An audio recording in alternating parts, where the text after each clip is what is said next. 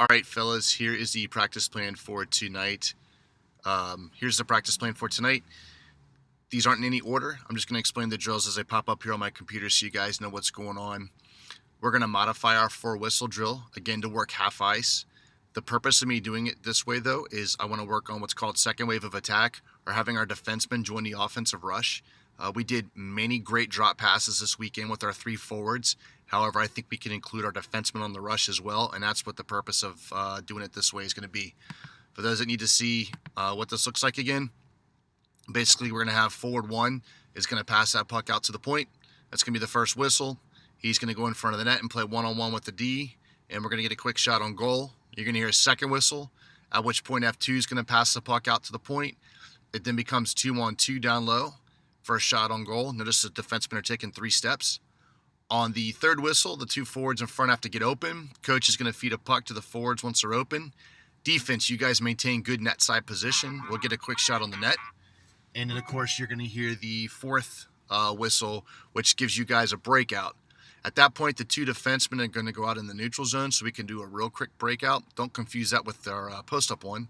But you're going to see here, we're going to go D to D, and you're going to see that defenseman come in behind F1 for a drop pass. Notice F2 is going to be an outside drive going to the net. But this also creates depth, not only with the forwards, but also with our defensemen. So that D can put a quick shot on net, F2 can deflect it, or he can get a rebound. And, of course, both goalies this past weekend, I thought, gave up a ton of rebounds. Then we're going to work on some power play options here. The 2 drills on the power play are both going to focus on recognizing and seeing 2-on-1s on the ice, but it's also going to recognize, and we're going to work with our penalty killers as well, about keeping our stick on the ice, having an active stick, always trying to get in passing lanes and interrupt them, bunch of different things. We'll have one coach focusing on the offense, one coach focusing on the defense, and I'm going to be going back and forth watching both of them. But here's what this drill is going to look like. And it's going to be the 3 spots on the ice, which you see with the colored dots, the green, red, and blue dots. But F1's going to come around the top of the circle and put a quick puck on the net, and he's going to take spot number 1 on the ice. F2's going to sprint up to his spot on location on the ice, and he's going to get a pass out of the corner, and he can put the puck straight on the net or put it like a shot pass wide to F1 who can tip it in. Notice right here, you have F3 in his spot already on the ice as well. So if you look at the drill, and let me replay it for you here, all 3 forwards are going to eventually occupy the 3 colored spots on the ice, is which we're looking for in the power play. What is different about this is I activate and put in a defenseman here. So when the puck is down in the corner and you have all 4 penalty killers looking down here, this defenseman can recognize that. If he sees a bunch of open ice, if their penalty killers have collapsed, he can pinch in for a quick shot on the net, and we collapse right there for a rebound. But once again, we're owning all 3 spots of the ice, and our defensemen are getting some good shooting opportunities as well. Another way we're going to work this, and I didn't do an animation because you guys can just see in the drill here, is called 4-on-2 power play concepts. But basically what we'll do is we're going to stick a net here. We'll have 2 forwards are going to start in a square, and we'll have 2 penalty killers, a high penalty killer and a low penalty killer. And we're going to work this, we'll divide the half ice up in 2, and we'll work this out of both sides, the same thing. So again, one coach is going to watch our defensemen, making sure they have an active stick. They're always facing the puck, not doing wide turns. And the penalty killers, you guys are not locked into these 4 positions as far as standing there. You guys can rotate. You kind of have to maintain the square here, but I'm looking for some give and goes. But I want, at some point, you need to maintain and get into these 4 positions, but work the puck around. Recognize where the 2-on-1 is. There's a 2-on-1 here. You can make a 2-on-1 here.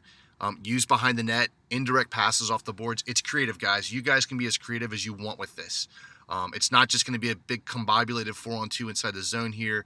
We are going to occupy some positions so we can recognize owning spots on the ice, spreading it out, and making it difficult for the penalty killers.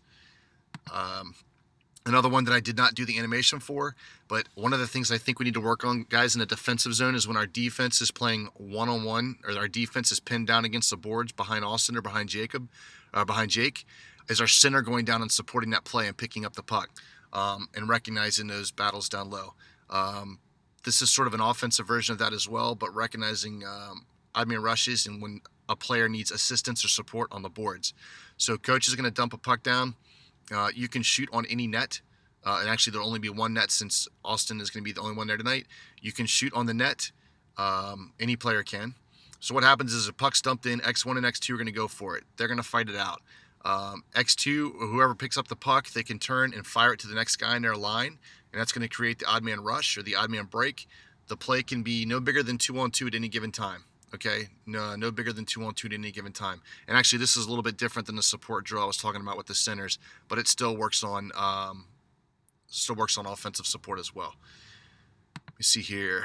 The last one is sort of where I was getting at next, which is the 3-on-2s and the call for help. Our 2D in front of the net. I think we could do a better job with the 8-foot rope, and I'm going to help you guys with that.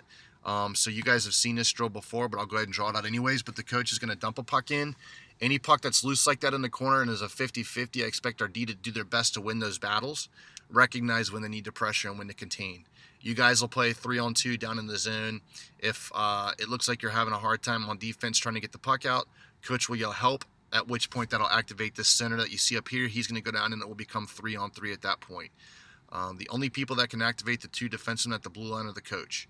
So if I pass the puck over to one of those D, they're active, they can get a quick shot on goal. And what you see here, let me pause it. What you see here is because the puck's on this side of the net or on this side of the ice, where do our forwards go? Well, we have one that becomes a screen directly in front of the goalie. We have another one that recognizes we need 2 passing options at all time, or the L. So that's why you see one forward coming down to the corner. And then you have one guy here who's going to do his best to get on the backside or be a backdoor shot, backdoor pass, whatever way you look at it. Okay, so just finishing that drill out. I don't know if he takes a shot or what. Nope, that looks like the end of it. We go through here. That pretty much covers the drills that we're going to be doing. At the end, we're going to do that defensive coverage drill, which I've tried to get to the last 4 practices we haven't had a chance to, but we'll try tonight.